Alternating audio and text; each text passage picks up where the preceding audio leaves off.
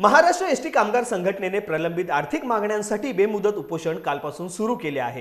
प्रशासन पातळीवरती झालेल्या बैठकीचे कार्यवृत्त पाठवलेले असून सदर बैठकीत घेतलेल्या काही निर्णयांची अद्याप अंमलबजावणी झालेली नाहीये। तसेच संबंधित पत्रान्वये शासन पातळीवरती 11 सप्टेंबर 2023 रोजी झालेल्या बैठकीमध्ये घेतलेल्या काही महत्त्वाच्या निर्णयांची अद्याप अंमलबजावणी झालेली नाहीये। यामुळे कामगारांमध्ये तीव्र नाराजी निर्माण झालेली दिसून येते। तर राज्य शासकीय कर्मचाऱ्यांना देय होणाऱ्या महागाई भत्ता, घरभाडे भत्ता व वार्षिक वेतनवाढ याबाबत देखील राज्य परिवहन कामगारांना तातडीने निर्णय देण्याबाबत कार्यवाही होणे आवश्यक असल्याचे मत यावेळी उपोषणकर्त्यांनी मांडले आहे। महाराष्ट्र एसटी कामगार संघटनेचा महाराष्ट्र एसटी कामगार संघटनेचा आमच्या प्रलंबित आर्थिक मागण्या आमचं हे आंदोलन आमच्या प्रलंबित आर्थिक मागण्यांसंदर्भात आहे।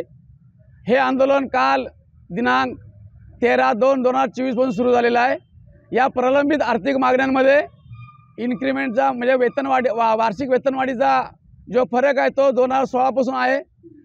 आपल्या एचआरए म्हणजे घरभाडे भत्ता जो आहे त्याचाही फरक आहे। नंतर महागाई भत्ता आमचा प्रलंबित तो 18 पासूनचा फरक आहे।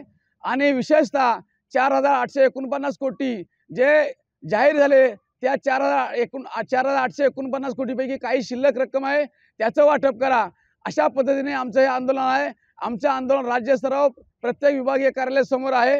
हे आंदोलन आमच्या प्रलंबित आर्थिक मागण्या सुटल्याशिवाय किंवा प्रलंबित आर्थिक मागण्या आमच्या मान्य केल्याशिवाय कोणत्याही परिस्थितीत हे आंदोलन आम्ही मागे घेणार नाही। आमचं आंदोलन हे बेमुदत उपोषण आंदोलन आहे।